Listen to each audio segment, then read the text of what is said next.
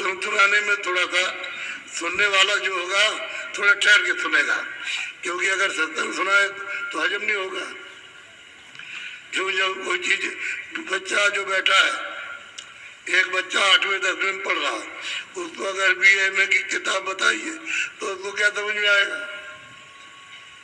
ये अध्यात्मवाद है, ये मतलब ये अंदर का राज है, रहस्य है। इसको अगर सुनाने लगे और आपने कभी सुना नहीं तो आपको क्या मालूम, ऐसे बैठे रहे, कुछ नहीं। तो उतनी बात कही गई जितनी आप उसको हजम करें और उसको पकड़ लें, उतना आपके सामने कहा, ज्यादा नहीं कुछ कहा। ये किसी के पास नहीं। तभी तो मैं कहता हूं कि भाई घर बार छोड़ना नहीं, ये घर ही में पारो, घर ही में कर लो, घर ही में घाट ढूंढ लो, घाट में बैठ जाओ, सूरत का मंजन करो, आँख खोल लो, कान खोल लो, घर ही में नाम पकड़ लो और घर ही से रह करके पार हो जाओ, निकल जाओ अपने देश में। लेकिन ये समझ कर कि मैं बाहर जाऊंगा भजन करूंगा तो भजन नहीं हो सकता। बाल बच्चे काम धाम छोड़ करके घर के बाहर चले जाओगे तो उनको कभी परमात्मा मिलेगा ही। इसलिए ये रहो, घर बैठे मिलेगा, रास्ता भी मिलेगा, बताने वाला मिलेगा और कराने वाला, और रास्ते पर चल दो तो काम बन जाएगा। इसलिए तो मैं तो बैठ गया था कि सुबह क्यों खराब समझ किया जाए, कुछ इनको सुनाया जाए, कुछ सुना दिया जाए। तो आप इतनी बात हमारी जकड़ के पकड़ के रखो कि जो भी कर्म करोगे अच्छा बुरा, तो अच्छे का तो आपको फल पहले नहीं मिलेगा। इसको समझ लो कि जैसे पुण्य किया और पाप किया तो पुण्य का फल पहले नहीं मिलेगा, जमा रहेगा। पहले जो आपने पाप किया है उसको पहले भोगो, उसकी सजा पहले, चाहे वो पशु पंछी में ले जाए, कीड़ों में ले जाए, जल के चीजों में ले जाए, चाहे नरकों में ले जाए, वो पहले भोगना। और जब वहां कट जाए तब फिर आकर के फिर आपको ये पुण्य का फल मिलेगा। हिसाब करने वाला जितने आजादी दी है वो बहुत होशियार है।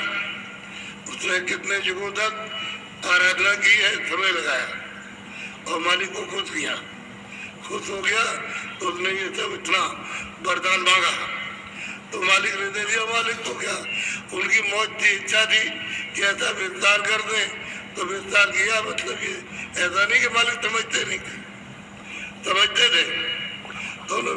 इन जीवात्माओं के लिए तो रास्ता आने और जाने का रखा, उनके लिए नहीं रखा। जो पहले 16 को भेजा उनके लिए नहीं, वो नहीं जाते थे। जब महाप्रलय आती है, महाप्रलय आई तो उसमें क्या होता है कि जितने भी साधक वो तो पहले चल देंगे, निकल जाएंगे।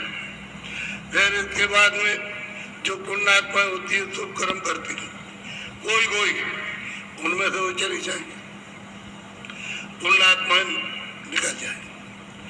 फिर यहाँ पृथ्वी में आपको अनाज नहीं मिलेगा, पेड़ों पर पत्ते नहीं मिलेंगे। कि अनाज न मिले तो पत्ते का आगे जिंदा रह जाएंगे, तो पत्ते खत्म। जानवरों के लिए कोई चारा नहीं मिलेगा तो तड़प तड़प करके बड़ा दुखद दृश्य होता है रुदन वाला। ऐसे तड़प करके मौका पा जाएगी तो स्त्री अपने बच्चे को काट के खा जाएगी।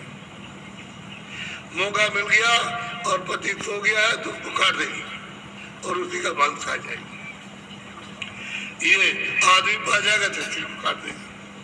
उस वक्त में कुछ नहीं, ये हाल रहता है। तो इस तरह से तड़प करके ये पत्थर पहाड़ जितने भी है, जब वो शब्द बंद करता है तो बिल्कुल ऐसे राख एकदम से सारा जलमग्न पूरा का पूरा।